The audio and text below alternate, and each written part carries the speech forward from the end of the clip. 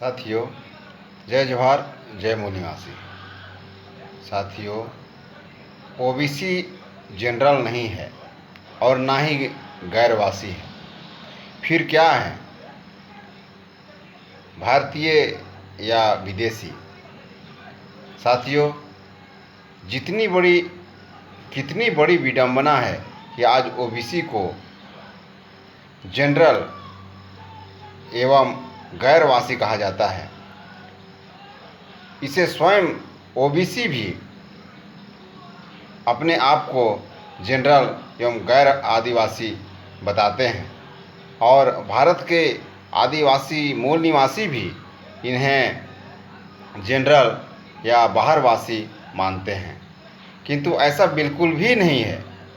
OBC आज भारत का पिछड़ा वर्ग है, किंतु सवर्णों या सामान्य वर्ग के लोगों ने, जो कि 3.5% हैं, अपने अल्पसंख्यक को बहुसंख्यक बनाने के लिए ओबीसी को अपने दल में शामिल ही नहीं किया, अपितु इस्तेमाल भी किया। यही कारण है कि आज सवर्णों का सारा कामकाज ओबीसी कर रहा है। सवर्णों के हर सुख दुख का साथी, आज्ञा पालक एवं लड़ाई हेतु सेना एवं सुरक्षा की जिम्मेदारी निभाता आ रहा है। दूसरी तरफ एसटी को मिला संवैधानिक एवं नैसर्गिक अधिकार या फिर आरक्षण के खिलाफ हल्ला बोलते रहते हैं, जैसे कि मणिपुर में हुआ। एसटी को 7.5% आरक्षण के बजाय 4% ही प्राप्त है। इसमें इल्ज़ाम पर इल्ज़ाम होता है कि आरक्षण का सारा लाभ आदिवासी को मिल रहा है। इस छोटी सी हिस्से के लिए मणिपुर में जो त्राहिमाम मची है, उसका जिम्मेदार कौन है? आखिर इस छोटे से हिस्से की लड़ाई में ओबीसी को क्या मिला? कलंकित ही तो हुए, क्योंकि इतिहास इनके दुष्कर्मों को याद जरूर रखेगी। इसमें खास बात यह है कि यहाँ आदिवासी और पिछड़ा वर्ग को लड़ाने में सवर्ण सफल रहे हैं।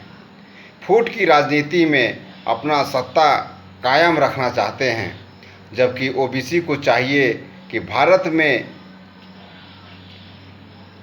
1931 की जनगणना के अनुसार 52% ओबीसी है, यानी सारा देश ओबीसी का है। जिसकी संख्या जितनी भारी, देश में उनकी उतनी ही हिस्सेदारी। कहने का तात्पर्य यह है कि भारत देश ओबीसियों का देश है। यह कि शासन सत्ता में ओबीसी का प्रथम हक है। यहाँ के शासन प्रशासन, स्कूल अस्पतालों में 52% आरक्षण ओबीसी का है। किंतु आज़ादी के 76 साल बाद भी उनको सवर्णों ने क्या दिया? देने की बात छोड़िए, इन्हें अधिकारों से वंचित किया, आपस में लड़वाया, जिसमें ओबीसी को पता ना चले कि ओबीसी के साथ छल हुआ है, अन्याय हुआ है। इधर ओबीसी समाज को इन संवैधानिक हक अधिकारों से ध्यान भटकाकर रखा गया है और ओबीसी समाज भी आदिवासियों के हक अधिकार तो समझ में आ गई, किंतु खुद के अधिकारों के हनन के बारे में कानों कान खबर तक नहीं लगी। यही कारण है कि इन्हें पिछड़ा वर्ग में रखा गया है। फिर भी आज जो भी है अपने बलबूते पर खड़े हैं, किंतु ये सब एक हवा महल की तरह है। कब फुस हो जाएगी कहा नहीं जा सकता। इसकी नींव गहरी करनी है तो 3.5% सवर्णों की सेवा को छोड़ अपने 52% समाज के लिए कार्य करना होगा। अपने समाज में शारीरिक, मानसिक, आध्यात्मिक, भौतिक एवं राजनीतिक रूप से आज़ाद करना होगा। अपने समाज के भविष्य निर्माण में साथ सहयोग एवं योगदान करना होगा। ये तो सच है कि भारत में सबसे ज़्यादा जनसंख्या ओबीसी सबसे ज़्यादा संपन्न ओबीसी, सबसे ज़्यादा पढ़ा लिखा ओबीसी, सबसे ज़्यादा बुद्धिजीवी ओबीसी, सबसे ज़्यादा दुकानदार पूंजीपति ओबीसी, सबसे बड़ा समाज ओबीसी। फिर भी आज भारत में ओबीसी का राष्ट्रीय राजनीतिक पार्टी एक भी नहीं है। सभी सवर्णों के पार्टियों में अपना किस्मत आजमा रहे हैं। इन 76 साल में कहीं भी आरक्षण का लाभ नहीं दिया गया। ओबीसी को 27% आरक्षण तो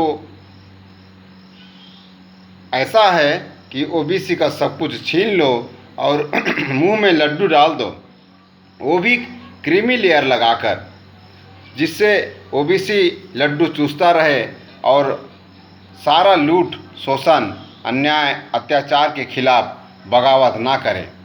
3.5% सवर्णों की सेवा में अपना सर्वस्व न्यौछावर कर पाप पुण्य का भागी बने।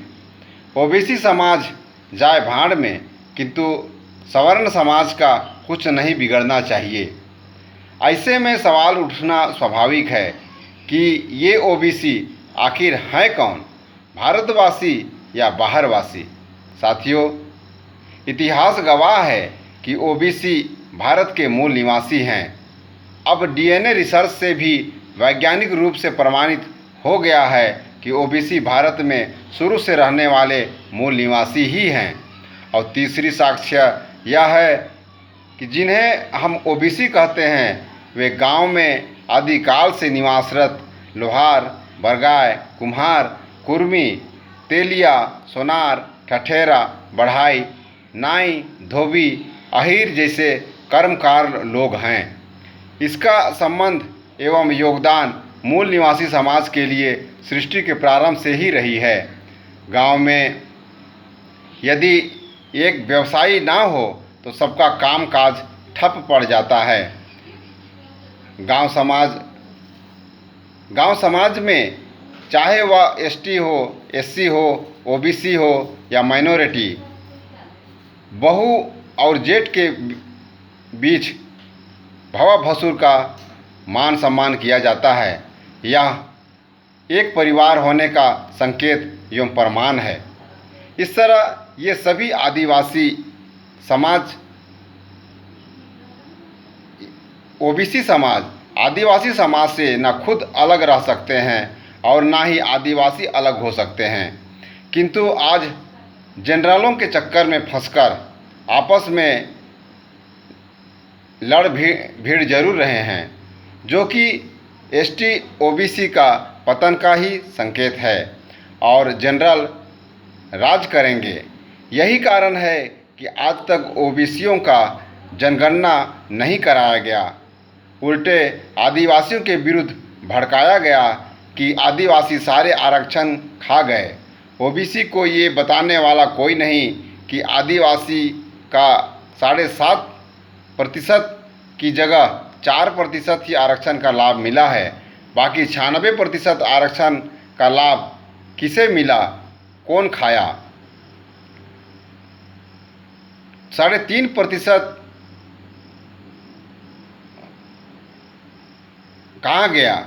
3.5% सवर्णों के लिए आज 90% आरक्षण कैसे मिला?